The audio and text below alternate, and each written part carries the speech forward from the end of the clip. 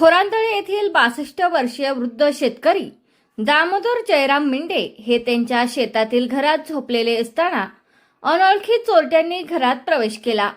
चोरट्यांनी त्यांच्या डोक्यात लोखंडी पहारीने भीषण प्रहार करून त्यांची हत्या केली आणि घरातील सोन्याची अंगठी, रोख रक्कम व मोबाईल असा एकूण 29,000 रुपयांचा मुद्देमाल चोरून नेला होता। या प्रकरणी मयत दामोदर मिंडे यांच्या मुलीने मंचर पोलीस ठाण्यात फिर्याद दिली होती।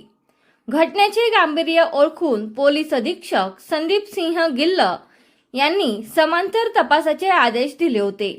स्थानिक गुन्हे शाखेच्या पथकाने घटनास्थळापासून ते खोडद, बेल्हे आणि पारनेर मार्गावरील सुमारे 100 सीसीटीव्ही कॅमेरे तपासले। तपासात आरोपींनी पॅशन मोटारसायकलचा वापर केल्याचे आणि ते अहमदनगर जिल्ह्याच्या दिशेने गेल्याचे निष्पन्न झाले।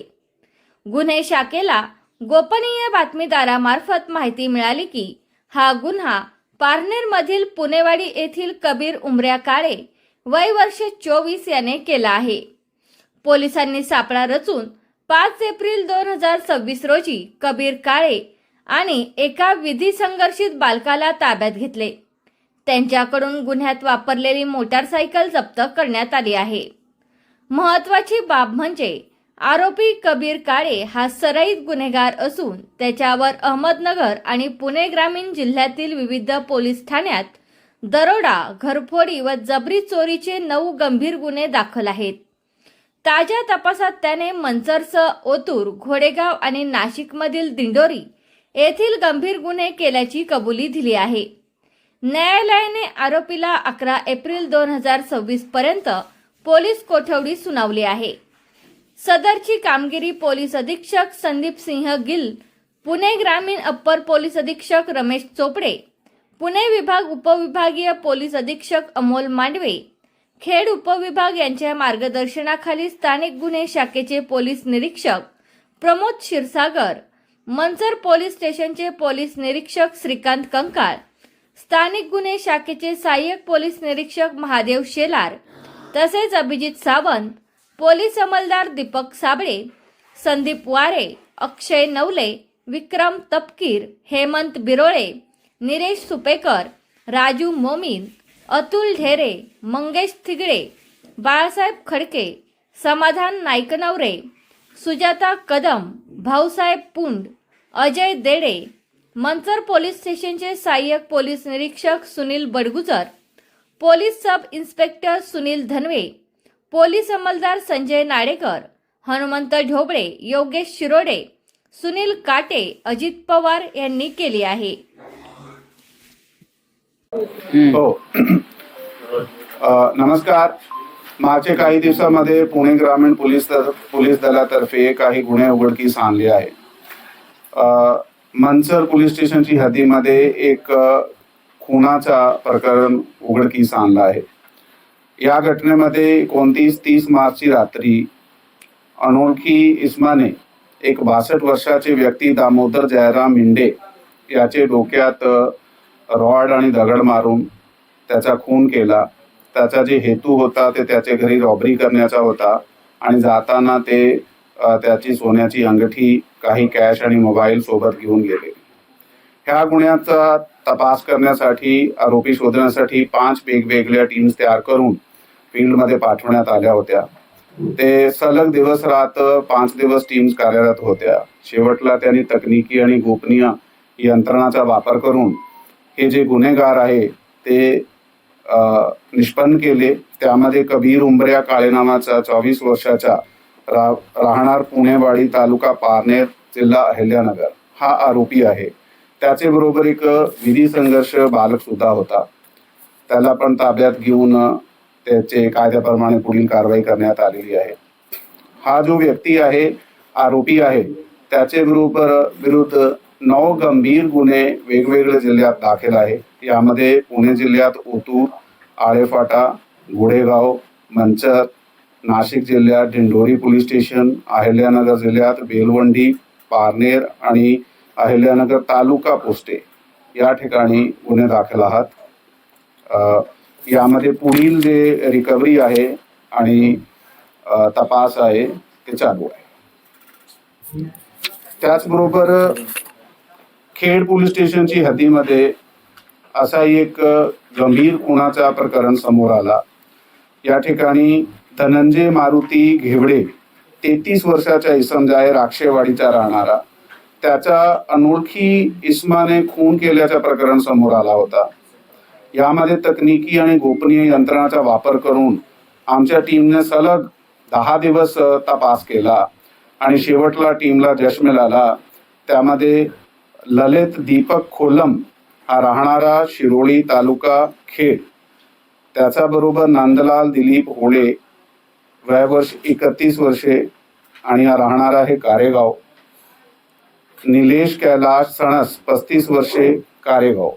हा तिघाने कट रचून हा व्यक्तीचा खून केला होता. ह्याच्यात विशेष असा की जो ललित खोलम आहे हा रेकॉर्डवरचा गुन्हेगार आहे. त्याचे विरुद्ध अद्यापर्यंत सातारा, पिंपरी चिंचवड, पुणे शहर आणि पुणे ग्रामीण हा 4 घटकाचे मिळून एकूण 35 गुन्हे दाखल होते आणि हा फरार होता. तर त्यामध्ये ह्या जे पर्टिक्युलर गुन्हा मध्ये त्याला अटक केला आहे त्याचे बरोबर अजून 2 जे खूनचे गुन्हे आहेत त्याचे उघडकीस आणले आहे आणि त्याचा आता तो सध्या कोठडीमध्ये आहे. पुढील तपास चालू आहे. हो, त्याच्यात स्टोरी अशी आहे की तो त्याचे कोणतरी एका नातेवाईक लेडी होती, ते त्याला त्यांनी सोबत इथे आणला होता खेडमध्ये जिथे तो राहत होता आणि त्यांचे मुलाला अगोदर त्यांनी ठाणे जिल्ह्यात किडनॅप करून त्याचा मर्डर केला होता आणि नंतर याचे बरोबर तो राहत होता त्या लेडीचा सुद्धा त्यांनी मर्डर केला होता. ते त्याचे बरोबर वैयक्तिक कारण होते आणि या गुन्ह्यामध्ये सुद्धा वैयक्तिक कारणामुळे ते त्यांचा आपसात वाद होता म्हणून त्यांनी मर्डर केला होता. तसाच मागच्या 1 आठवड्यामध्ये अवैध अग्निशस्त्रे हे जिल्ह्यात वापरून जे काही मागच्या काळात गुन्हे घडलेले आहे ते पुढे घडू नये म्हणून एक विशेष मोहीम राबवून सध्यापर्यंत 6 पिस्टल, 6 जिवंत राऊंड आणि 12 तलवारी असा जप्त करण्यात आलेला आहे. यामध्ये उर्ली कांचन, वेला, वडगाव निंबाळकर आणि दौंड जुन्नर या पोलीस स्टेशनमध्ये गुन्हे दाखल करण्यात आलेले आहे. आमच्या टीमने शिरूरमध्ये एक चेन स्नॅचिंग झाली होती. त्यामध्ये एका व्यक्तीचे 3 तोळे सोना गेला होता. ते उघडून त्यामध्ये रिकव्हरी केलेली आहे. त्यामध्ये 2 आरोपी अनिल मस्के वयवर्ष 33 वर्षे राहणार चिखली पिंपरी चिंचवड, अभिजित सुभाष रॉय वयवर्ष 26 वर्ष राहणार चिखली पिंपरी चिंचवड, याला अटक करून त्याच्याकडून सोन्याची रिकव्हरी केलेली आहे. अजून एक गुन्हा शिरूर पोलीस स्टेशनच्या चेन चोरीच्या, चेन स्नॅचिंगच्या 1.5 तोळ्याचा जे होता त्याच्यात सुद्धा निष्पन्न करून रिकव्हरी करण्यात आलेली आहे. वेला पोलीस स्टेशनच्या हद्दीमध्ये तसाच सोन्याच्या रॉबरीचा प्रकार घडला होता. जबरी चोरीमध्ये 3.25 तोळे सोना गेला होता. त्याच्यात अभिषेक कुटवड राहणार कात्रज पुणे आणि प्रसाद शिंदे राहणार कात्रज पुणे यांना अटक करून त्याच्याकडून 3.25 तोळे जे सोना होता ते रिकव्हर करण्यात आलेला आहे. यामध्ये जे टीम आहे त्याने खूप चांगला काम केलं आहे. पुढाकार यामध्ये जे आमचे इथे पुणे ग्रामीणचे अपर पोलीस अधीक्षक आहात, त्याच्याबरोबर त्या डिव्हिजनचे पोलीस उपअधीक्षक आणि विशेष करून LCBची टीमने स्थानिक पोलीस स्टेशनच्या टीम्स बरोबर मिळून काम करून ही विशेष कामगिरी केली आहे. त्यामध्ये जे ऑफिसर्स आहे, API शेलार आहे, त्याच्याबरोबर सावंत आहे, सावंत बरोबर आपले आवडे साहेब आहे. पूर्ण टीमने आणि पोलीस स्टेशनच्या टीमने चांगल्या प्रकारे काम केलं. त्या टीमचा खूप खूप अभिनंदन आहे. थँक्यू. जय हिंद, जय महाराष्ट्र.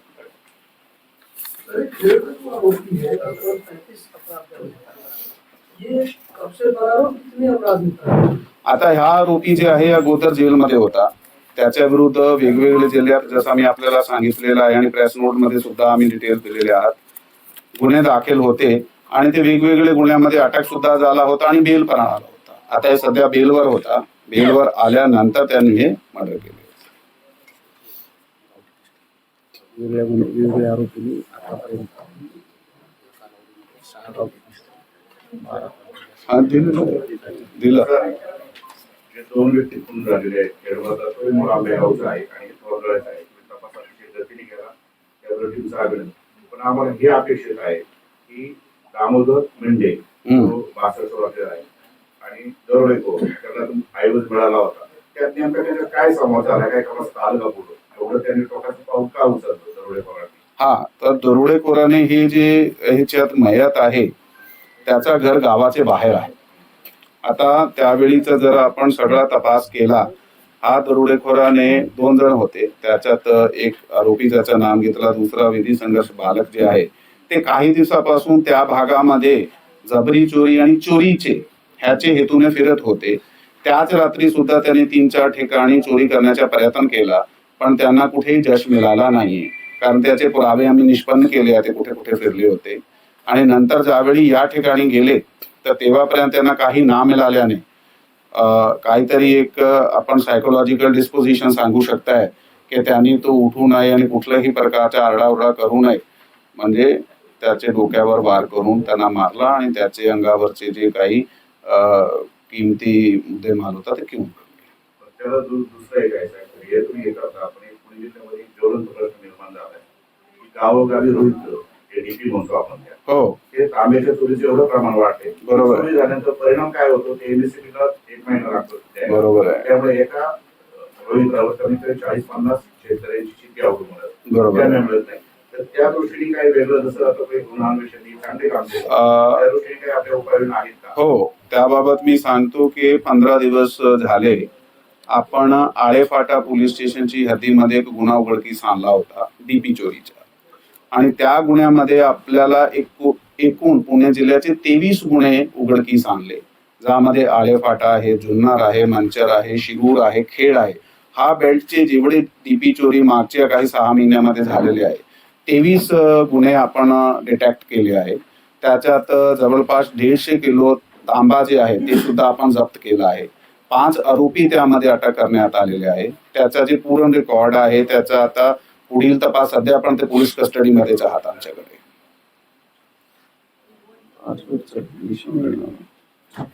तुमचा फ्लॅट, घर, बंगला, व्यापारी गाडे, दुकान, जागा, शेतजमीन, प्लॉट्स विकायचे आहेत का? विकायचे असतील तर आजच आमच्याशी संपर्क साधा.